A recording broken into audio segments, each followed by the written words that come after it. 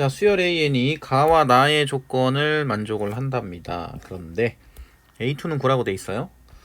이제 짝수 번째 항들의 합을 구하라고 돼 있는데, 그럼 이제 짝수 번째 항들의 특징이 어떻게 되는지 파악을 해야겠죠. 자, 일단 n에다가 1을 대입을 해보게 되면 A1 더하기 A2가 17이 돼요. 그죠?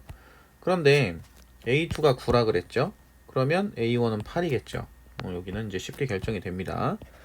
그 다음에 이제 n에다가 2를 집어넣게 되면 이 가에 보시면은 시그마 k는 1에서부터 4까지 ak가 되고 이게 34가 되는데 이게 등차수열이라는 뜻이잖아요. 그죠? 이제 n 1씩 이제 늘어나게 되면 17씩 늘어난다는 개념이니까, 그럼 a3 더하기 a4는 또 17이 된다는 얘기예요. 그죠? 그럼 여기서 이제 나 조건을 써야 되는데,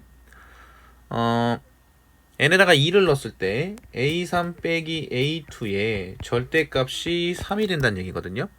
그리고 n에다가 3을 넣게 되면 a4 마이너스 a3의 절대값이 5가 된다는 얘기입니다. 그죠? 그런데 이제 a2가 9예요. 그럼 a2가 9기 때문에 a3이 될 수 있는 숫자가 두 개가 존재하겠죠. 요게 9니까 a3이 될 수 있는 거는 6이 나오거나, 그죠? 아니면 12가 되면 돼요. 그죠? 그런데 a3이 6이면은 a4는 11이 될 거고, a3이 12면은 a4는 5가 되겠죠. 자, 그런데 여기서 a4-a3의 절대값이 5가 나오는 경우는 언제가 되겠어요? 요 경우가 되겠죠. 6하고 11. 그죠? 자, 그 다음에 n에다 3을 넣어볼게요. 그러면 역시나 a5 더하기 a6도 얼마란 얘기예요? 17이란 얘기입니다. 그러면 절대값 a5-a4는 7이고 절대값 a6-a5는 9란 얘기거든요. 그죠? 자, 그러면 이제 a4가 11이란 걸 알았어요. 여기가 11. 그럼 a5가 될 수 있는 게 일단은 4가 가능해지고요. 그 다음에 18이 가능해집니다. 그죠? a5가 될 수 있는 값이. 그럼 이제 a5가 4면은 a6은 13이 될 거고요. a5가 만약에 18이면은 a6은 마이너스 1이 되겠죠. 그죠? 자, 그런데 a6-a5의 절대값이 9가 나와야 돼요. 그러면 요 경우에 해당이 됩니다. 그쵸? 자, 하나만 더 해볼게요. 자, n에다가 4를 집어넣으면 역시나 a7 더하기 a8이 또 17이죠. 그죠? 자, 그러면 절대값 a7-a6은 11이 될 거고, 절대값 a8-a7은 13이 될 거예요. 그죠? 자, 그런데 a6이 13이라는 걸 알았잖아요, 우리는.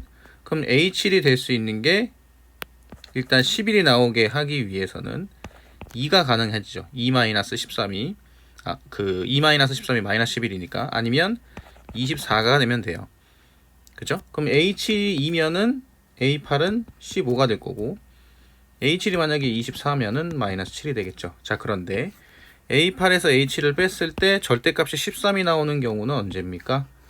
요 경우죠. 자, 하나만 더 해볼게요. 자, n이 5라면 역시나 A9 더하기 A10도 17입니다. 그럼 절대값 A9 마이너스 A8은 15가 되고요. 절대값 A10 마이너스 A9는 17이 되겠죠. 자, 그런데 A8이 우리는 15라는 걸 알았어요. 그럼 A9가 될 수 있는 게 0 아니면 30이에요. 근데 A9가 0이면 A10은 17이 될 거고, A9가 만약에 30이면은 A10 같은 경우에는 마이너스 13이 되겠죠. 그런데 A10에서 A9를 빼게 되면 절대값이 17이 나와야 돼요. 그 경우는 이 경우입니다. 자, 그러면 짝수 번째 항들의 특징을 보니까 A2는 9, A4는 11, A6은 13, 그 다음에 A8은 15, 그 다음에 A10은 17, 이런 식으로 공차가 2인 등차 수열이 되는 거죠. 그죠? 그래서 시그마 n은 1에서부터 10까지 뭐라고 쓰면 되냐면 2n 플러스 7이라고 쓰면 되겠네요. 그죠? 그럼 2 곱하기 2분의 10 곱하기 11이 되고 플러스 70이 됩니다. 그러면 110 더하기 70이라서 180이 되겠네요. 그래서 문제에서 요구하는 정답은 180이라고 보시면 돼요.